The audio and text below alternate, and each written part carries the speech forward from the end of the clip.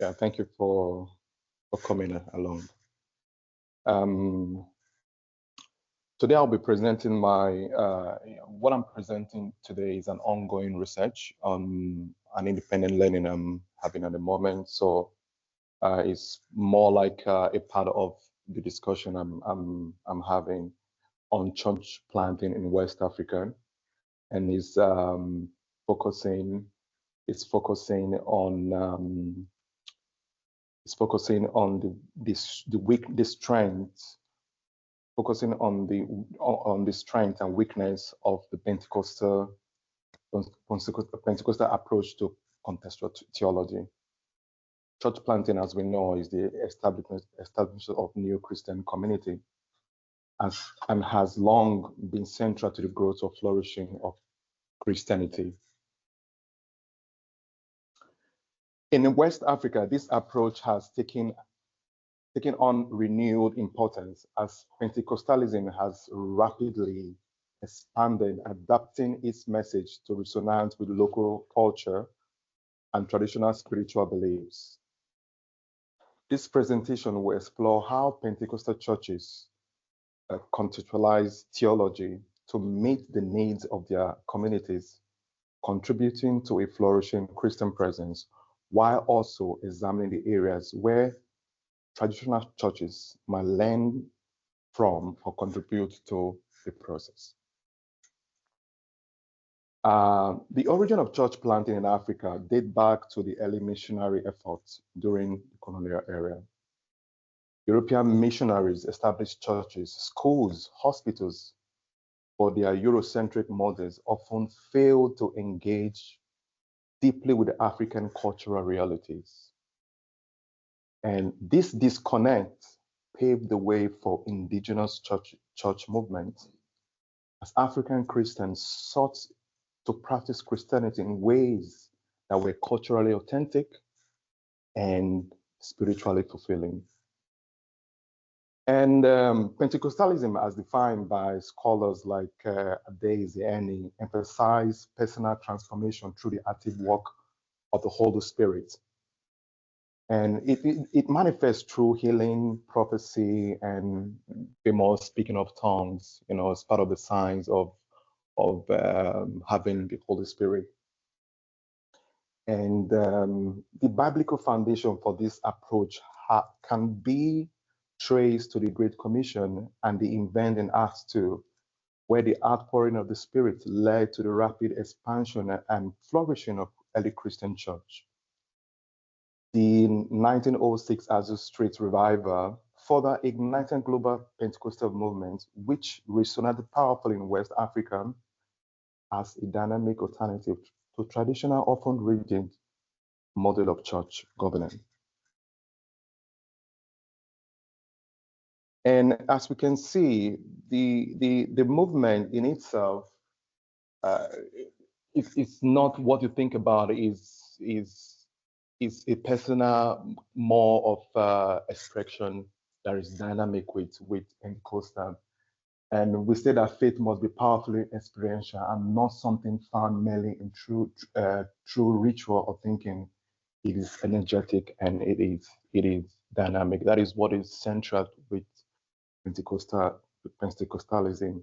I want us to dive into the strengths of the Pentecostal approach to church planting. Please, next one.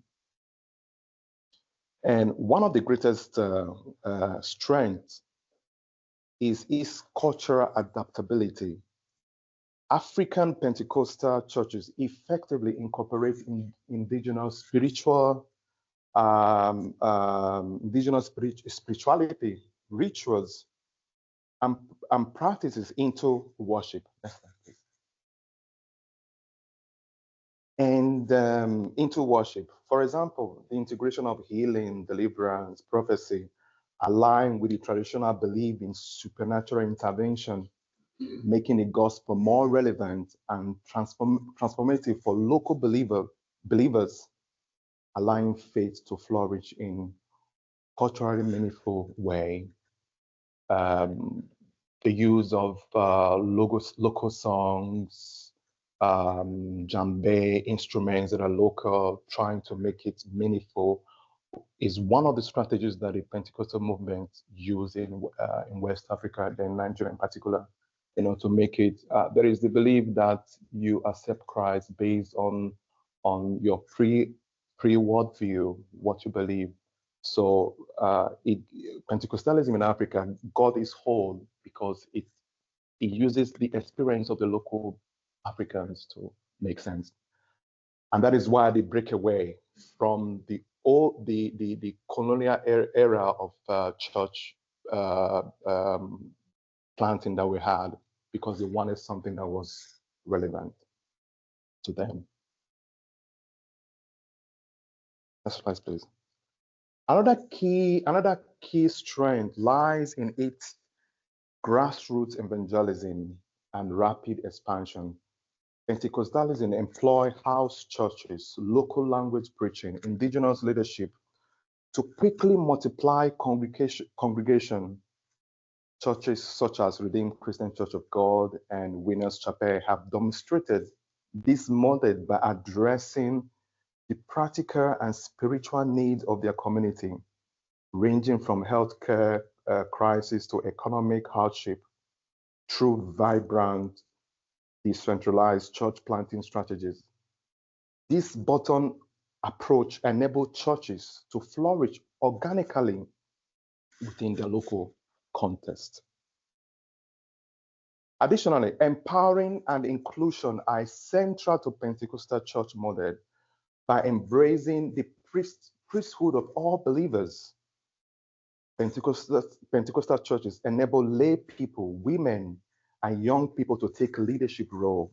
This inclusive approach not only fosters dynamic ministry, but also encourage community ownership, ensuring that church remains responsive to local needs and continues to flourish.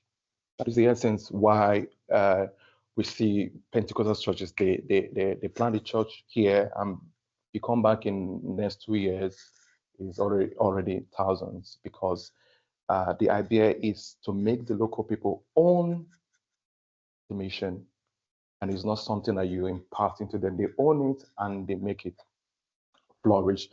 And also the fact where it is different from traditional church is priesthood is for everyone. You don't have to go to theological school, though it has its own pros and cons, but there is this enabling that everyone can become a priest once you are empowered by the Holy Spirit. And finally, the holistic ministry the holistic ministry and social engagement of Pentecostal churches is notable. Many congregations extend their mission beyond ownership by establishing church schools, vocational centers, and health services. This dual focus on spiritual and material well-being has contributed significantly to the flourishing of local communities, enforcing the relevance and sustainability of church mission in West Africa.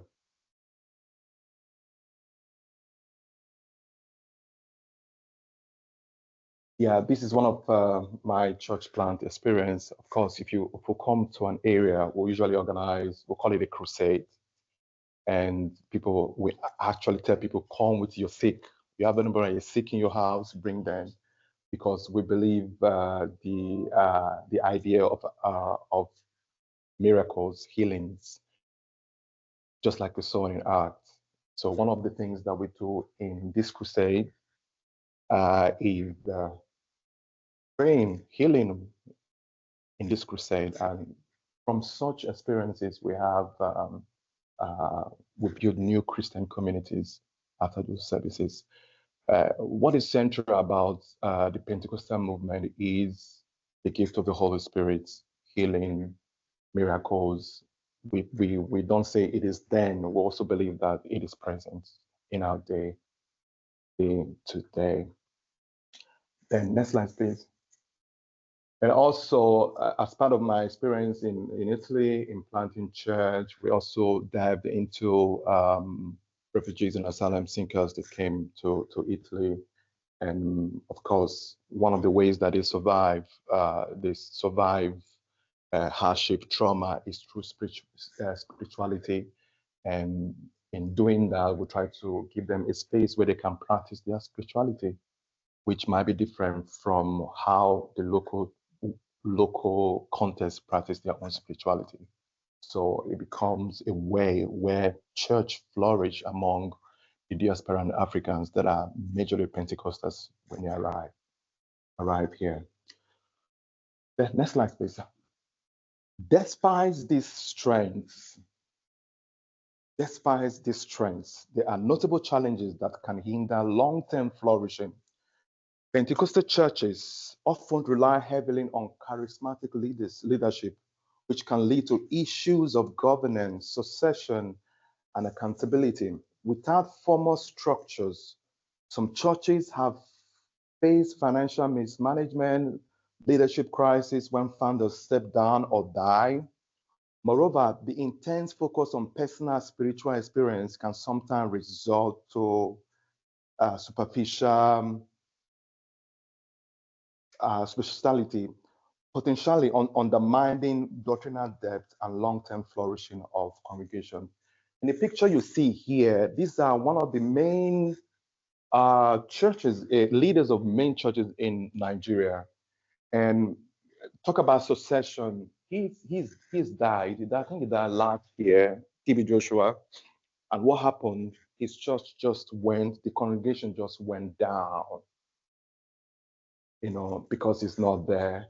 And of course, these leaders, they are coming to the end of their term. Some of them are growing old. And there is this idea, because there is no structure, when they pass on, what happens to their congregation? Because the charisma sustains the church as it is now. But what I have seen from experience is that when they pass on, is either the church close up or it is inherited by family members. Of course, that brings another question of, is it family business? Is it church? Is it church? Is it the kingdom of Christ, or is it church business? If you pass succession to the wife, or you pass succession to the children, so that becomes one of the weaknesses that Pentecostal churches have. Then quickly, also the prosperity idea, gospel. Though the prosperity gospel started with the idea to help people come out from poverty, get a new job, but as time goes on, it became corrupted, and we see what we see today, where people promote wealth instead of the gospel, and that is also one of the weaknesses of Pentecostal church. Let's quickly look at the next slide, please. The lessons from traditional church. Traditional churches, with their rich liturgical heritage and structured governance, offer valuable lessons that can contribute to flourishing of Pentecostal churches. Their emphasis on theological education, accountability, and well-planned leadership succession provide model for stability and continuity. By incorporating elements of such structured prayers, sacrament, and formal pastoral training, Pentecostal churches could mitigate some of their challenges and ensure sustainable flourishing. In other words, traditional churches might also learn from the way they culturally adapt worship, grassroots evangelism, dynamic community engagement. This mutual exchange can foster more inclusive, flourishing Christian witness, especially relevant in multicultural contexts, such as we have in the UK, where you have a lot of migrants that are here. And of course, my question has always been, how do we make our worship more inclusive? If we are planting churches or we are expanding churches, how do we make it inclusive? How do we include people that don't worship like us? into worship. Yeah, and that is how we include majority of the migrants that are coming in the UK. I'm not of the idea of having homogeneous church services or having a service that is just Africans in the morning or in the evening you have all whites worship. No, no, I believe the idea where we can all worship all together. So the question and part of the research that I'm doing, how do we make worship inclusive? How do we include others? How do we plant churches? How do we make it flourish? How do we bring the idea, the pre-war view that Africans have that their worship is dynamic? How do we bring it to a church that don't like loud music? They don't like it. They like it quiet. They like reading sacrament. And you have the other one that like it very loud, like we like it very loud. So how do you bring this together and make it rich, full, and order? There is also the idea of also representation. How do you represent them in leadership structures in a church if we want it to flourish? One of the reasons why most Africans go to start their own churches in a diaspora is because they are not allowed to worship the way they want to worship in the mainstream traditional churches. So how do we cope this? Finally, in conclusion, the Pentecostal approach to contextual theology has proven highly effective in West Africa, driving rapid church planting and holistic community transformation. Yet, challenges relating to leadership and doctrinal depth remains. By learning from traditional models of governance and theological training, Pentecostal churches can build on their strength and secure sustainable flourishing. In turn, regional churches can embrace the cultural vibrancy and dynamism of Pentecostalism to better serve diverse community. A flourishing church is one that is rooted in both theology and contextual adaptability. Thank you.